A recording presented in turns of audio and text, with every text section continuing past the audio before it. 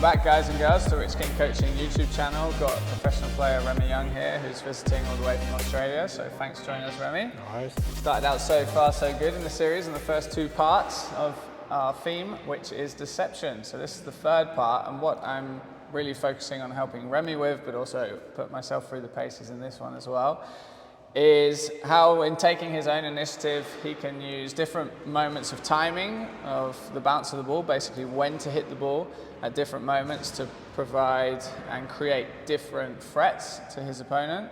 Also how like body positioning, using your footwork, just showing that you have lots of options can also create threat and therefore become more deceptive in his game. Now Remi, when you're doing this exercise, which we're going to do now, I'm basically going to hit the ball on your backhand side, and you're going to be just keeping a solid length ball going. Yep. Then randomly I'm going to put in a free wall boast, relatively easy to start with, so that you can have a little play around with being more deceptive, being more creative. Yep. There's different ways in which you can focus on this. So first of all, think about like the timing of when you hit the ball. So obviously hitting the ball at the highest point of the bounce is one of the most optimum moments and the easiest moments to hit the ball. It's like a zero gravity moment. Yeah. It's almost at its stillest, but it's also really effective, although slightly more risky. That's what you should consider when the ball's coming up on the rise. So it's not quite made it top, but also then the later shot where it's kind of dropping from the top. Yeah. Okay. Now we're going to focus on the deception coming from the front of the court. So there's going to be a lot of kind of drop shots and use of different angles, but also feel free to put in a long ball as well every now and then. Cool.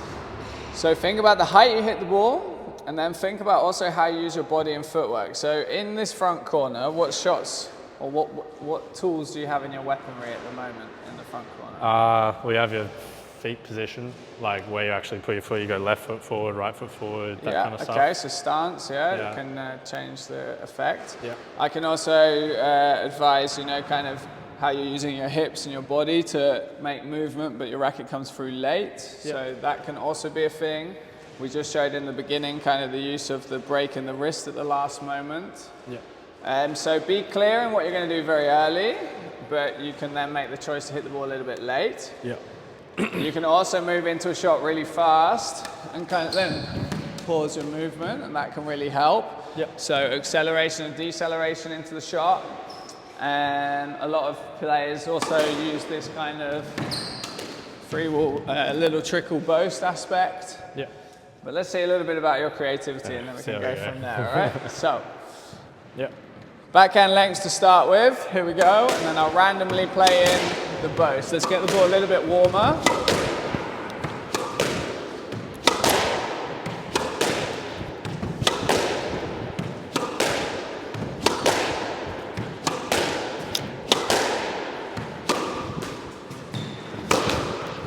Nice. Putting in the quick trickle boast there, so that will cause me to react really early in the game.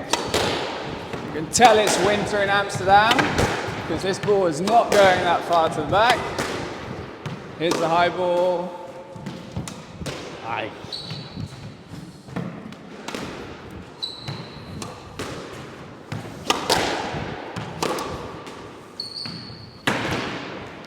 So that's slightly too late. Yeah.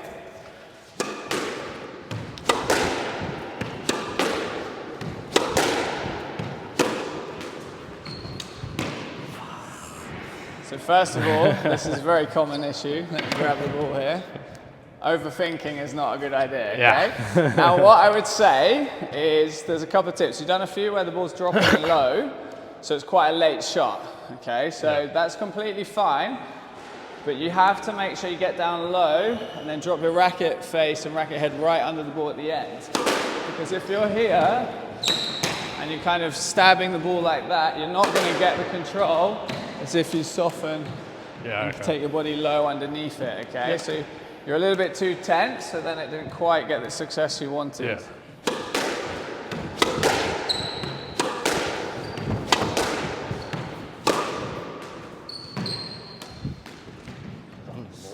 Remember to keep those feet really active, okay?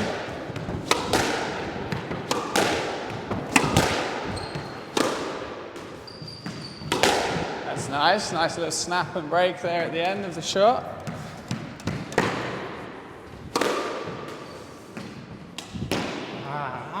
Too late.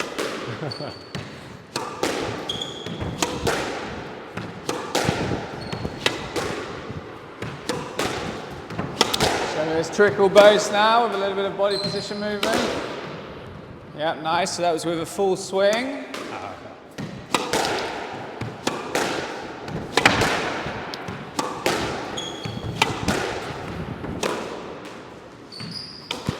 That was nice. You see the late hand coming through there. You just shifted with your hips.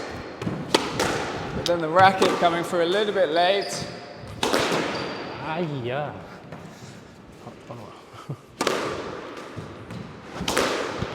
Nice. That was a much better hold there.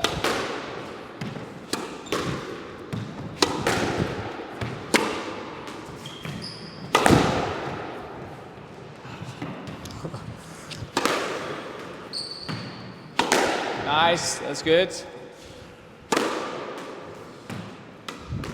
All right, cool. So, a little bit of feedback from yourself. Obviously, you're trying out things there, so you're not going to get successful. Too many options going through my head. Too many options, yeah, well, that's also very important. Like, if you want to be deceptive, develop and nail the ways in which you play the ball and which moments you have them, keep them stored, and then that's the way you approach that shot, instead of like, oh, do I do this, do I do that, do I wait, do I hold? What did you, apart from the many options aspect, what did you also experience in this kind of exercise? I think just like, well, it kind of goes with the options, but like, because you don't know exactly where the ball's going to go or like be, it kind of screws up how your spacing is with the ball, and you're busy thinking about what you're going to do, and then you get too close to the ball, and then kind of limits your options again. So yeah, I noticed that. So be decisive in what you're doing, but the overthinking aspect, I mean, this can actually happen in any area of the game. But the minute this is going more and more and more, the body does less and less and less, and you sort of get this freezing aspect. And that's what happened on a couple of those drop shots where you see your arms just got a bit locked up, a bit stabby.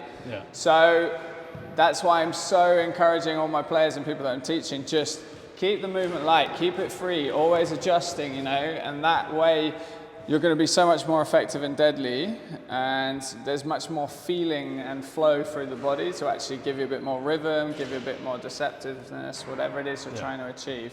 So we'll go over to the backhand side now and do the same thing, but just look at the way in which you're approaching the ball. If you feel like you're set a bit like a statue, or you suddenly feel those moments, try and get back into that flow again. I think the only time that like setting for a shot too soon, or early should we say, not necessarily too soon, but it's really effective is when you're getting into that kind of holding swing and then you break your wrist for the flick at the end, or you did it for the drive. I think that for those it's much more effective because you're only moving from this certain part of the hand or arm. If it's a bit more of a controlled, skillful shot like the drop shot, there needs to be a bit more to it, rather than this just quick snap of the wrist or follow through. Then you've got to keep yourself more active. Okay? So let's go across to the other side. Let's see how this is going. I'll feed you onto the forehand for lengths, and then we're going to play it from the backhand front corner. Okay, here we go, buddy.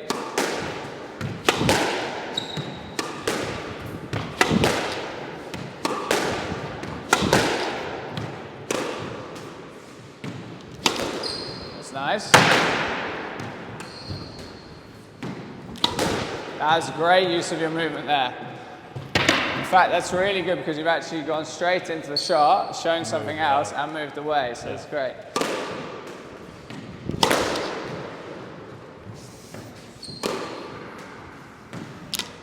Nice.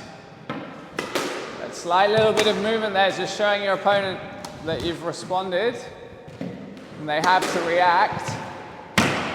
Sorry, tough one there.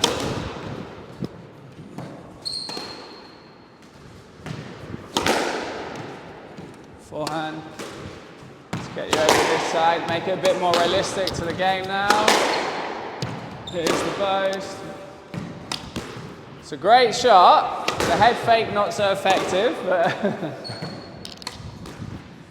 Nice. Now, I'd like you to just think about in that first part where you did the backhand from the front, and then I told you to flick, you were a bit close to the ball. I can see this happening here a bit. So create a bit more space so that your opponent knows you have the cross-court angles as well, okay? Still more active with the feet, more active in the toes. That's better. Just that lightness in the footwork, keeping agile is going to be way more useful.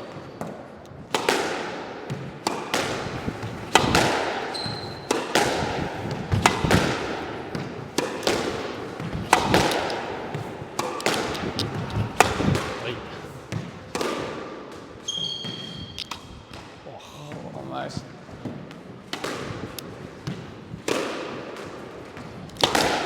Nice. All right. Good to play around with a few different things there. Yeah. Number one, make sure you always have good space and distance so that you're showing your opponent that you have all the options. Yeah. When you choose to hit certain types of shots, they can be easily complemented just by really solid length balls, attacking lengths, showing that you have threat to the back, which then will create the shot, create more success from the shot at the front. Yeah. That's really, really important. Don't overcomplicate it. Yeah. That's another thing I find players try to be super deceptive, but then make it so complicated that then mistakes can happen or it actually has less impact. Yeah. It was quite common for you and lots more people to kind of wait and hold, but then also think about how you use your speed and momentum into the ball to benefit it more. Yeah. So you can actually accelerate into the shot with your feet and then hold it with your actual footwork and movement. That's also an effective way of playing a more deceptive shot. Apart from that, just play around with it, you know. Different uses of racket face angles, so suddenly hitting inside the ball, over the ball, that can also help. All right? Yeah. Thanks very much for your efforts and putting yourself out of your comfort. That's great. We'll hope you've learned a lot from that, viewers, and can have a little play around with your deceptive shots. We just got a nice little condition game that we're going to do in the last part of the series. So stay tuned. Love to hear your thoughts and comments, and good luck. Thanks.